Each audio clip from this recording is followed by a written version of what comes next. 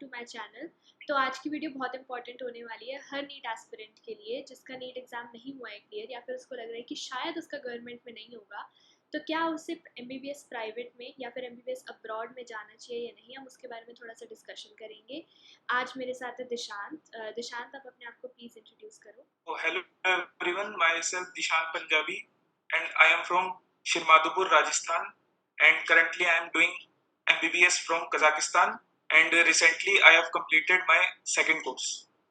Okay, तो इसमें आपने एक मेंशन करी थी सेकंड कोर्स। तो नॉर्मल जो भी हम बैचलर्स करते हैं तो उसमें first year, second year, semester one, semester two होता है। ये कोर्स क्या होता है, सेकंड कोर्स क्या होता है? पाकिस्तान में एक्चुअली ईयर को हम वहाँ पे कोर्स बोलते हैं, जैसे फर्स्ट ईयर को फर्स्ट कोर्स, सेकंड ईयर को सेकंड कोर्स, ओके। ऐसे बस। ओके, तो मेरा नेक्स्ट क्वेश्चन है कि आपकी नीट की जर्नी कैसी थी, मतलब आपने क्यों, कैसे चूज किया कि आपको कजाकिस्तान में एमबीबीएस करनी 11th-12th मैंने फाउंडेशन एलन कोटा में करी थी और 12th के साथ में मैंने नीट का एक अटेम्प्ट दे लिया था। उसके बाद में मैंने नीट का एक और अटेम्प्ट दिया ड्रॉप लेकर के, जिसमें मेरे मार्क्स उतने नहीं आए थे कि मुझे गवर्नमेंट सीट मिल जाए वहाँ पे इंडिया में। तो फिर मेरे पास लास्ट ऑप्शन ये था कि भाई एमबीबीएस तो करनी थी, तो अब्रॉड का मुझे एक सही ऑप्शन लगा। और मेरी एक्चुअली सिस्टर है, उसका अभी खत्म हो चुका है एमबीबीएस और वो कजाकिस्तान से हुआ था और स्पेसिफिकली मेरे ही कॉलेज से हुआ था। तो फिर मैंने इसलिए उस कंक्लूजन पे पहुंचा कि मेरे को एमबीबीएस अब्रॉड ही करनी। है? और हमें पता है एमबीबीएस प्राइवेट तो कितना महंगा होता है, so everyone can not afford it. Private तो सबको पता ओके, तो है। मेरा नेक्स्ट क्वेश्चन है कि आपने स्पेसिफिकली कजाकिस्तान को ही क्यों चूज़ किया, और कजाकिस्तान में भी अपनी university Kazakh national medical university को ही क्यों चूज़ किया?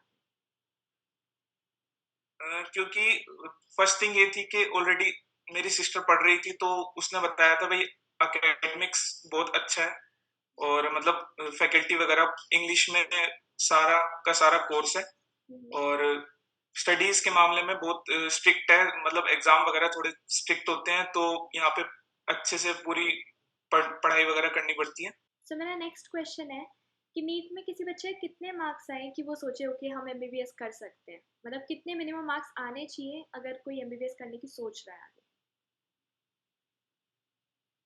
देखो, दो क्राइटेरिया होते हैं, या तुम्हारे इंटरेस्ट पे है। अगर तुम्हारे क्वालिफाइंग मार्क्स जो अभी के ट्रेंड में चल रहा है वो 130 से 160 के बीच में क्वालिफाइंग मार्क्स होते हैं, अगर नीट में तुम्हारे उतने क्वालिफाइंग मार्क्स है तो तुम एलिजिबल हो अब्रॉड में एमबीबीएस करने के लिए। और बाकी किसी के ज्यादा भी आते हैं लेकिन उसका इंटरेस्ट नहीं होता, तो वो इंटरेस्ट पे डिपेंड है, और क्वालिफाइंग मार्क्स 130 से 160 के बीच में वेरी करते हैं हर साल। ओके, तो अगर किसी ने नीट क्वालिफाई कर लिया है तो वो आ सकता है एमबीबीएस अब्रॉड? यू थिंक कि मतलब उसके अंदर बिल्कुल पोटेंशियल बिल्कुल। है कि वो कर सकता है? हाँ हाँ, बिल्कुल बिल्कुल। तो मेरा नेक्स्ट क्वेश्चन है कि एमबीबीएस अब्रॉड अगर कोई करने आ रहा है तो कितनी पढ़ाई करनी पड़ती है, मतलब नीट के जितना ही पढ़ना पड़ता है या नीट से ज़्यादा पढ़ना पड़ता है, और क्या मज़े कर पाते हो आप लोग, नहीं कर पाते हो, उसके बारे में थोड़ा सा आप बताओ। एक्चुअली सीन ऐसा रहता है कि हम मजे भी करते हैं और पढ़ाई भी करते हैं, सब अपनी जगह स्पेसिफिकली हम करते हैं। जब मजे का टाइम होता है तब मजे करते हैं, जब हमारे एग्जाम्स वगैरह आते हैं तो उससे एक मंथ या थोड़ा इनिशियली हमें पढ़ाई स्टार्ट करनी होती है। मजे हॉलीडेज वगैरह आ जाते हैं तो उसमें हम लोग मजे करते हैं, वीक में हम लोग मजे करते हैं, लेकिन जो मंडे से फ्राइडे का रहता है वो शेड्यूल कॉलेज का रहता है, वो थोड़ा सा हेक्टिक रहता है। उसमें हम लोग कॉलेज जाते हैं, पीपीटीज वगैरह प्रिपेयर करते हैं और हमारे वाइवा सेशंस होते हैं, प्रैक्टिकल्स होते हैं, तो वो बिजी रहता है। लेकिन वीकेंड्स फ्री होते हैं तो उस पर तुम हैंग आउट कर सकते हो, बाहर जा सकते हो, और मतलब मजे भी होते हैं और पढ़ाई भी, दोनों दोनों को मैनेज करके चलना पड़ता है। ओके, तो आपको क्या लगता है कि बट अगर तुम कहना चाहो नीट बट कहना चाहो कि नीट जितना प्रेशर हमारे पास नहीं होता है, ओके। नीट में जितना कंपटीशन चलता है उतना उतना प्रेशर हमारे पास नहीं होता है। हम इजीली सारी चीजों को टैकल करते हैं, पढ़ाई के समय पढ़ाई करते हैं और मजे के टाइम पे मजे। तो नीट हम कह सकते हैं कि एक प्रिपरेटरी ऐसा फेज है, अगर तुमने नीट का प्रेशर झेल लिया तो एमबीबीएस का इतना मुश्किल नहीं है as compare to NEET. Depend करता है पर्सन टू पर्सन। ओके। किसी को केमिस्ट्री फिजिक्स पसंद है तो उसके लिए ये थोड़ी सी टफ चीज पड़ जाएगी, अगर उसको बायो नहीं पसंद तो।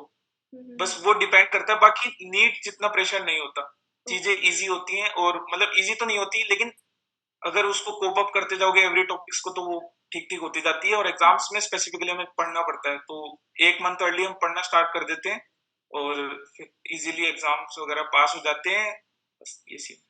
और एग्जाम्स के टाइम पे अप्रोक्सीमेटली कितने घंटे पढ़ते हो? मतलब इतना पढ़ना पड़ता है कि जो हमारे सीनियर्स वगैरह होते हैं तो वो हमारे को कुछ मटेरियल प्रोवाइड करते हैं, जैसे पीपीटीज हो गई या फिर उनकी कुछ फाइल्स हो गई या इंपॉर्टेंट फाइल्स हो गई जो एग्जाम में आ सकती हैं।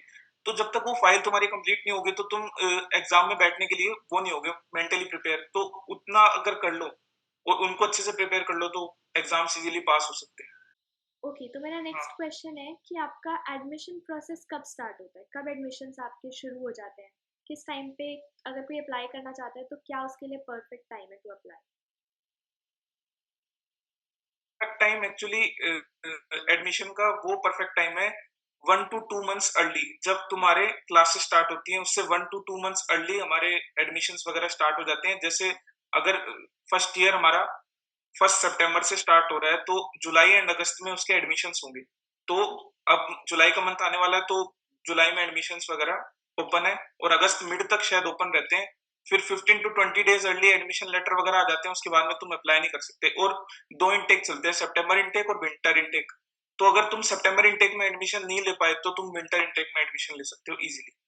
ओके, सो मेरा लास्ट क्वेश्चन आपसे ये है कि क्या आप पढ़ाई से सेटिस्फाइड हो? आप वहाँ जाकर के आप खुश हो? आपने 2 साल पढ़ाई करी है, 1 साल ऑनलाइन और 1 साल ऑफलाइन, तो किस तरीके से आपको अच्छा लगा, कैसा लगा, थोड़ा सा आप उसके बारे में बताओ।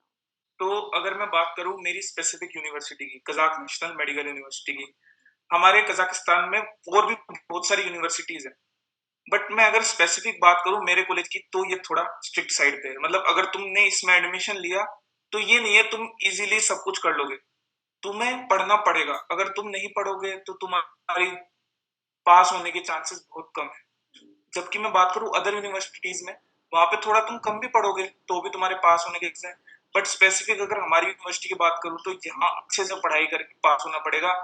अगर तुम सोचोगे मैं थोड़ा बहुत पढ़ के चला जाऊंगा तो वो थोड़ा सा मुश्किल साइड पे हो जाता है। बाकी सब चिल है, पढ़ाते टीचर बहुत अच्छा है, इंग्लिश में टीचिंग है, कोई दिक्कत आती नहीं है। ओके, एमबीबीएस अब्रॉड से करनी चाहिए या फिर एमबीबीएस प्राइवेट इंडिया से करनी चाहिए? मतलब क्या आप अब्रॉड से, आपको लगता है कि अब्रॉड से करने में और प्राइवेट से करने में कोई ज़्यादा डिफरेंस आता है? देखो रुशाली, अभी बात ऐसी चल रही है कि अभी एनएमसी की कुछ दिनों पहले गाइडलाइंस आई है। तो उसके अकॉर्डिंग क्या सीन है कि आप चाहे इंडिया से एमबीबीएस कर लो चाहे अब्रॉड से एमबीबीएस कर लो, तो उसमें आपको नेक्स्ट एग्जाम सबके लिए कंपलसरी है देना। अगर आप नेक्स्ट एग्जाम पास नहीं कर पाते हो तो आपके पास लाइसेंस नहीं आएगा कि आप इंडिया में प्रैक्टिस कर सको। तो अब सब कुछ इक्वल है, चाहे आप इंडिया से एमबीबीएस कर लो चाहे आप अब्रॉड से एमबीबीएस कर लो, आपको नेक्स्ट एग्जाम क्लियर करना ही पड़ेगा। तो डिफरेंस नहीं है कहाँ। अब्रॉड एमबीबीएस आपकी 30 to 40 lakhs में हो जाती है और वही आपकी एमबीबीएस इंडिया में 1 करोड़ तक की हो रही है। तो फालतू में वेस्टेड मनी करने से कोई फायदा है नहीं एक्चुअल में। तो बेस्ट यही है कि आप अब्रॉड वगैरह से एमबीबीएस देख सकते तो लाइसेंस आपको नेक्स्ट का एग्ज़ाम देने के बाद ही मिलता है? इंडिया हैं। में भी बिल्कुल आप बिल्कुल। मतलब प्रैक्टिस नहीं कर सकते, अपना प्राइवेट क्लिनिक खोल के भी नहीं? नहीं नहीं नहीं नहीं कर सकते। नेक्स्ट एग्जाम क्लियर करना Indian graduates as well as foreign graduates के लिए कंपलसरी है। ओके, तो ये छोटा सा इंटरव्यू था एमबीबीएस अब्रॉड के बारे में, कजाकिस्तान में किस तरीके से एमबीबीएस होती है, या फिर कजाक नेशनल मेडिकल यूनिवर्सिटी के एक स्टूडेंट का हमने इंटरव्यू लिया, उनका एक्सपीरियंस जाना। इन इसका हम एक सेकंड पार्ट भी बनाएंगे, तो अगर आपकी कोई भी क्वेश्चंस है तो आप नीचे कमेंट करके बता सकते हो ताकि मैं वो दिशान से पूछ सकूँ, और हमें किसका सेकंड पार्ट बहुत जल्दी रिलीज करेंगे। सो thank you so much Dishant for this interview. आपने बहुत सारे लोगों का एक कन्फ्यूजन क्लियर कर दिया, वहाँ पे किस तरीके से पढ़ाई होती है, थोड़ा सा उनको इंसाइट मिल जाएगा तो उन्हें डिसीजन मेकिंग में बहुत ईजी होगी, बिकॉज ये टाइम बहुत ही डिफिकल्ट होता है, हम खुद गए हैं उस टाइम से तो हमें पता है कैसा लगता है। So thank you so much for this video. Thank you so much Rishabh. Thank you. Okay, so will see you in the next video. Bye bye, signing out. तो मैं डिस्क्रिप्शन बॉक्स में दिशांत का इंस्टाग्राम हैंडल दे दूँगी, अगर आपको कोई भी query है तो आप उनसे पूछ सकते हो। You can reach them out on Instagram.